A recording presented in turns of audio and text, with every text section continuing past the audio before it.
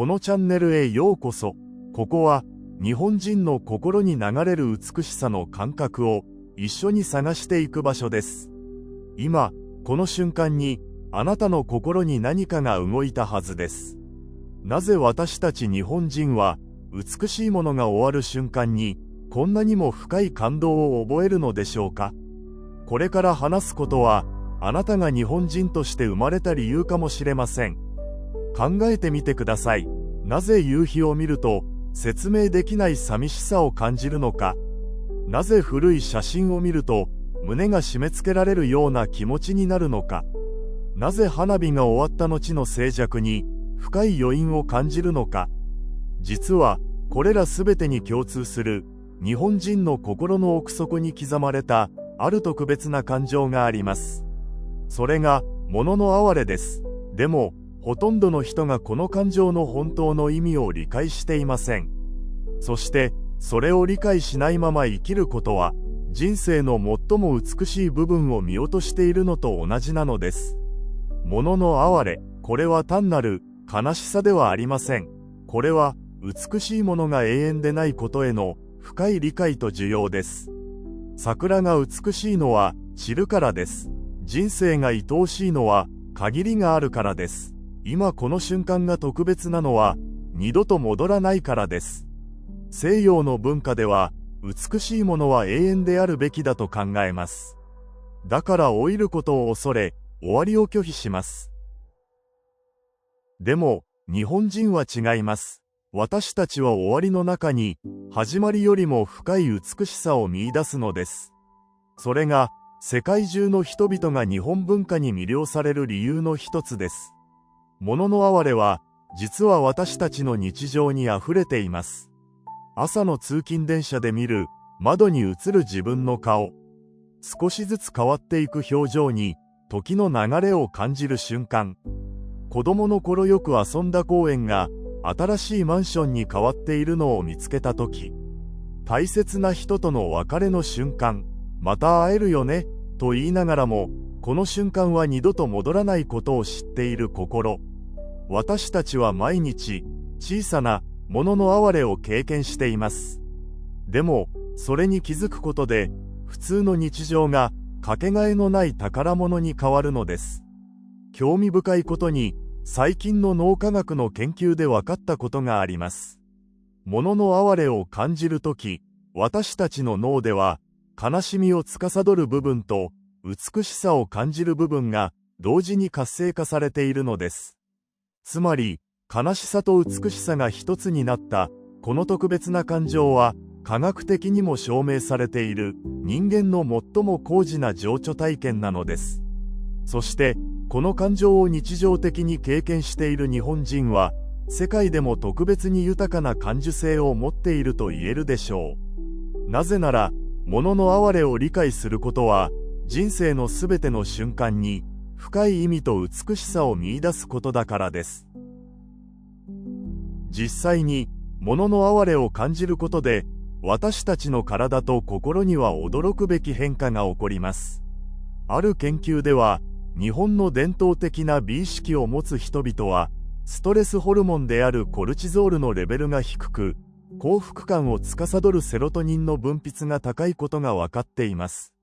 つまり物の哀れを理解し日常で感じることは単なる哲学ではなく実際に私たちの健康と幸福に直結しているのです。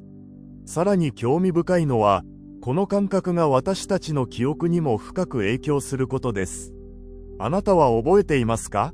子供の頃の夏祭りの記憶、金魚すくいの水面に映る提灯の光、かき氷を食べた時の冷たさと甘さ。なぜこれらの記憶は何十年経っても鮮明に残っているのでしょうか？それはその瞬間に物の哀れを感じていたからです。終わってしまう祭りの時間、溶けていく氷、二度と戻らない子供時代。脳科学者たちは言います。感情と結びついた記憶ほど強く残ると。そして物の哀れは最も強力な感情の一つなのです。だからこそ日本人の心にはこんなにも美しい記憶が刻まれているのです。季節の移り変わり、家族との食卓、友人との別れ、これらすべてがただの出来事ではなく、心に残る宝物になるのです。では、物の哀れを理解することで、私たちの人生はどう変わるのでしょうか。まず、失うことへの恐怖が減ります。なぜなら、終わりがあるからこそ、今が美しいことを知っているからです。次に、日常の小さな瞬間に、深い感謝を感じるようになります。朝のコーヒーの香り、家族の笑い声、友人との何気ない会話、これらすべてが、二度と戻らない特別な瞬間だと気づくのです。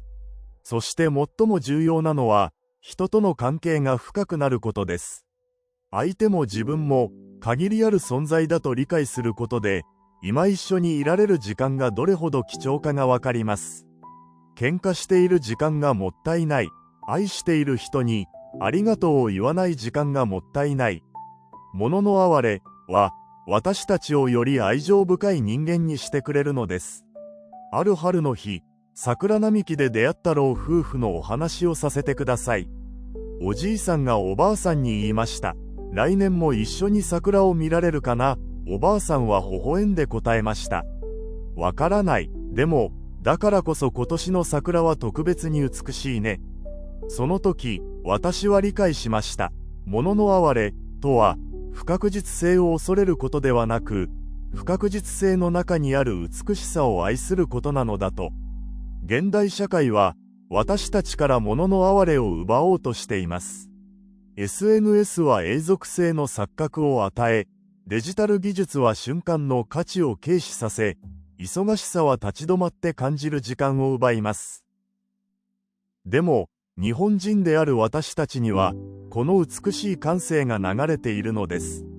私たちの祖先が1000年以上もの間、大切に育んできた感性。それを現代に生きる私たちが失ってはいけません。なぜなら、物の哀れこそが人生を真に豊かにする感情だからです。今日からあなたの人生を変える挑戦をしてみませんか？毎日一つだけでいいので、物の哀れを感じる瞬間を見つけてください。散る花びらでも、雲の流れでも、家族の寝顔でも、そしてその美しさを心の奥底で感じてみてください。きっとあなたの人生は今までとは全く違うものになるでしょう。日本人として生まれた誇りとこの美しい感性を一緒に再発見していきましょう。次回は物の哀れをより深く理解するための具体的な練習方法をお話しします。あなたの心がこの動画で少しでも動いたなら、ぜひチャンネル登録を。今日という日は二度と戻りません。でも、だからこそ、今日があなたにとって特別な日になることを願っています。今日も最後までご覧いただき、ありがとうございます。あなたの心が少しでも動いたなら、ぜひコメントで教えてください。そして、この旅を共に続けるために、チャンネル登録をお願いします。あなたの物の哀れの瞬間を、これからも一緒に感じていきましょう。